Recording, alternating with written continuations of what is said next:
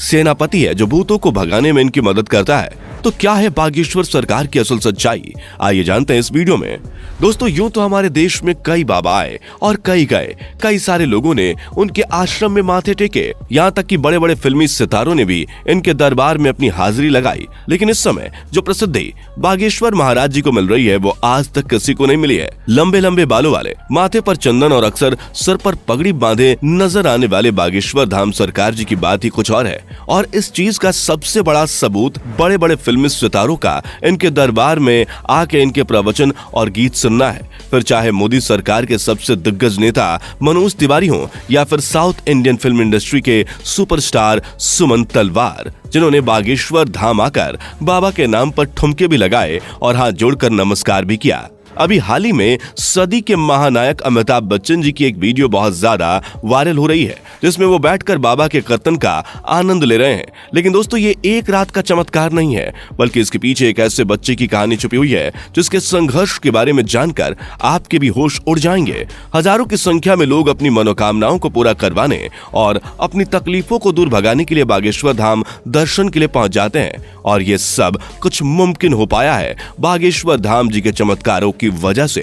कहा जाता है कि स्वयं हनुमान जी की कृपा बागेश्वर बाबा के ऊपर बनी हुई है और उन्हीं की असीम शक्तियां हैं जिनकी सहायता से बागेश्वर धाम सरकार किसी के भी मन की बात को जान लेते हैं और उसके बताने से पहले ही कागज पर उसकी समस्याएं लिख देते हैं, जिसके कई सारे प्रमाण आपने इनके वायरल वीडियोस में देखे ही होंगे। स्टेज पर आकर जब कोई अपनी परेशानी बताता है तो बागेश्वर महाराज उसे पहले से ही लिखे हुए पर्चे को पढ़ने के लिए कहते हैं, जिसे देखकर भक्तगण पूरी तरह से आश्चर्यचकित रह जाते हैं, क्योंकि उन्होंने अभी तक अपनी दुखों को और परेशानी को बाबा को बताया भी नहीं था। उससे पहले ही उनके बारे में बाबा पर्चे पर लिख चुके थे, जिसके बाद बाबा सभी के सामने परेशानियों का हल बताते हैं और भक्तों को ये विश्वास दिलाते हैं कि उनकी परेशानियां दूर हो जाएंगी। लेकिन दोस्तों, आपको बता दें कि बागेश्वर धाम काफी सख्त मिजाज के भी हैं, क्योंकि अगर कोई इनके सामने झूठ बोलता है या फिर गलत नीयत के साथ अपनी इच्छाएं लेकर पहुंचता है तो ये उसकी पोल खोलने में भी कोई कसर नहीं छोड़ते।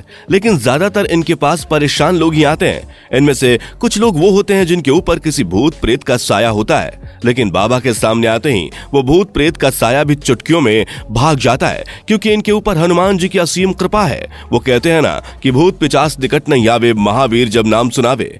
दोस्तों, हनुमान जी के परम भक्त बागेश्वर सरकार जी का असली नाम पंडित धीरेन्द्र कृष्ण शास्त्री है, लेकिन लोग इन्हें बागेश्वर धाम महाराज और बागेश्वर सरकार के नाम से जानते हैं। पंडित धीरेन्द्र कृष्ण शास्त्री जी का जन्म 4 जुलाई 1996 को मध्य प्रदेश के छतरपुर जिले के छोटे से गांव गढ़ा में हुआ था। ये एक बहुत ही गरीब पंडित परिवार से ताल्लुक रखते हैं। बागेश्वर सरकार ने अपने एक इंटरव्यू के दौरान बताया था कि जब वो मात्र 9 साल के थे तब उनका मन बालाजी महाराज की सेवा में लग गया था।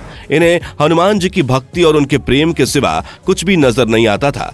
बागेश्वर महाराज जी का कहना है कि हनुमान जी की भक्ति और उनकी कड़ी साधना का ही परिणाम है कि उन्हें ऐसी सिद्धियां प्राप्त हुई हैं जिनकी वजह से वो लोगों की सहायता कर पाते हैं। असल में इन्होंने अपनी शुरुआती शिक्षा अपने दादाजी के साथ रहकर प्राप्त की थी।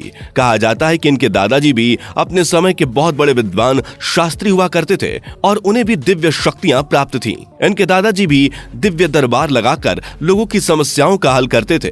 तभी से इन्होंने अपने दादाजी को अपना गुरु मान लिया और उनसे ही सारी चीजें सीखने लगे। दादाजी के साथ रहकर इन्होंने रामायण, महाभारत और गीता जैसे धार्मिक ग्रंथों का अध्ययन किया। लेकिन अगर इनकी प्रारंभिक शिक्षा की बात की जाए तो बागेश्वर सरकार ने अपने गांव से ही 8वीं तक पढ़ाई की और फिर उसके बाद अपनी आगे की पढ़ाई पूरी करने के लिए वो गांव से करीब 6 किलोमीटर दूर जाया करते थे, क्योंकि गांव में हाई स्कूल नहीं था। इसी तरह इन्होंने 12वीं की परीक्षा दी और 12वीं पास करने के बाद इन्होंने बैचलर ऑफ आर्ट्स में अपना ग्रेजुएशन भी पूरा किया। यानी कि हनुमान जी की असीम कृपा के साथ साथ बागेश्वर सरकार के पास डिग्रियां भी हैं। बता दें कि अपने ग्रेजुएशन के दिनों से ही धीरेन्द्र कृष्ण अपने दादाजी की तरह बालाजी महाराज की सेवा करने लग गए थे। इनके घर के पास बालाजी यानी कि हनुमान जी का एक प्राचीन मंदिर भी है, जहां पहले इनके दादाजी दरबार लगाया करते थे। लेकिन उनकी मृत्यु के बाद दरबार कई सालों तक खाली रहने लगा। लेकिन धीरेन्द्र कृष्ण शास्त्री ने हनुमान जी की सेवा करनी नहीं छोड़ी और वो लगातार बालाजी के नाम का ध्यान करने लगे। लंबे समय तक ध्यान में लीन रहने के बाद इनके ऊपर बालाजी और उनके स्वर्गीय दादाजी ने अपनी कृपा दिखाई और अचानक से ही उन्हें असीम शक्तियों का एहसास होने लगा। उन्हें महसूस हो रहा था कि वो लोगों के मन की बातों को समझ सकते हैं, वे क्या चाहते हैं, उनके दिमाग में क्या चल रहा है, ये सारी बातें वे बिना कुछ कहे ही समझ जाते थे और उनका निवारण भी बताते थे। अपनी इन शक्तियों का इस्तेमाल करके इन्होंने लोगों के कष्टों को दूर करना शुरू कर दिया। लोग जब इनके पास अपनी समस्या लेकर आते थे तो ये पहले से ही उनके मन की बात समझकर उन्हें समस्या का समाधान बता देते थे।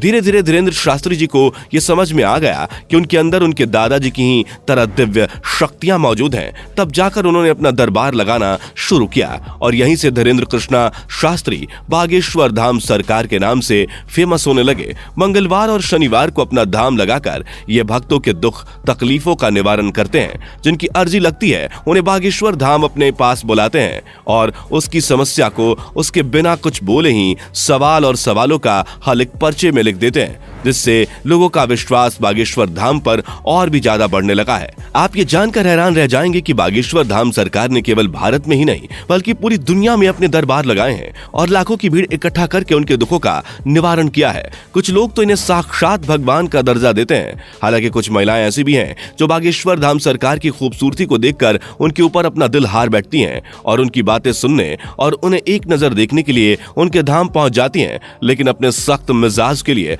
मशहूर बागेश्वर महाराज जी का ध्यान इस तरह की चीजों पर बिल्कुल भी नहीं जाता। वैसे दोस्तों, हमारे देश में जहां बाबाओं और तांत्रिकों की छवि इतनी ज्यादा खराब हो गई है, जिनमें से आधे से ज्यादा तो जेल की हवा खा रहे हैं, जैसे ही जनता किसी बाबा पर अपना विश्वास दिखाती है वैसे ही उसके काले कारनामों का चिट्ठा खुलने लगता है, जिस वजह से लोग अब इन चीजों पर विश्वास करने से घबराने लगे हैं। इस माहौल में अगर कोई 26 वर्षीय शख्स अपनी दिव्य शक्तियों से लोगों को हैरान कर दे तो दुनिया के मन में सवाल तो उठेंगे ही और इन्हीं सवालों का जवाब ढूंढने के लिए कई मीडिया कर्मी भी बाबा के दरबार में चोरी चुपके जा चुके हैं ताकि वो बागेश्वर धाम की सच्चाई जान सकें। लेकिन इतने सारे स्टिंग ऑपरेशंस के बाद भी कोई जान नहीं पाया कि आखिर कैसे बागेश्वर महाराज लोगों के मन की बात जान लेते हैं, क्योंकि कई सारे जो नए लोग दरबार में आए होते हैं उनकी अर्जी लग जाती है और जब वो बाबा के सामने जाते हैं तो उनके मन की सारी बातें बाबा पहले से ही लिख चुके होते हैं। इस तरह की चीजें देखकर मीडिया कर्मियों के भी होश उड़ गए और वो लगातार बागेश्वर महाराज को लेकर जांच पड़ताल कर रहे हैं। लेकिन अभी तक उन्हें कोई भी ऐसी चीज प्राप्त नहीं हुई है जिसे लेकर वो बागेश्वर धाम सरकार के ऊपर किसी तरह का सवाल उठा सके या उन पर कोई आरोप लगा सके। शायद इसीलिए बड़े बड़े नेता और अभिनेता बागेश्वर धाम पर विश्वास करने लगे हैं। वैसे दोस्तों, इनके बारे में एक बात बहुत ज्यादा प्रचलित है, वो ये कि इनका एक सेनापति भी है जो किसी को दिखाई नहीं देता। वो सेनापति बागेश्वर धाम सरकार की रहस्यमयी तरीके से मदद करता है। हालांकि ये बात कितनी सच्ची है और कितनी झूठी ये तो कोई नहीं जानता, लेकिन बागेश्वर महाराज के भक्तों का मानना है कि बाबा के पास कोई ना कोई रहस्यमय शक्ति जरूर है जिसकी सहायता से वे भूतों प्रेतों को डरा कर भगा देते हैं। और भक्तों का यह कहना है कि जिस किसी का भी भूत बाबा ने भगाया है उसे आज तक कोई परेशानी नहीं हुई है। तभी तो इनके दरबार में लाखों लोग आते हैं, नहीं तो आज के समय में किसके पास इतनी फुर्सत है कि वो किसी बाबा के दरबार में जाकर उसके प्रवचन सुने। तो दोस्तों, आज के लिए सिर्फ इतना ही। जाने से पहले वीडियो को लाइक शेयर जरूर करें और ऐसे ही और वीडियोस के लिए चैनल को सब्सक्राइब करके बेल नोटिफिकेशन को भी जरूर ऑन कर लें। धन्यवाद।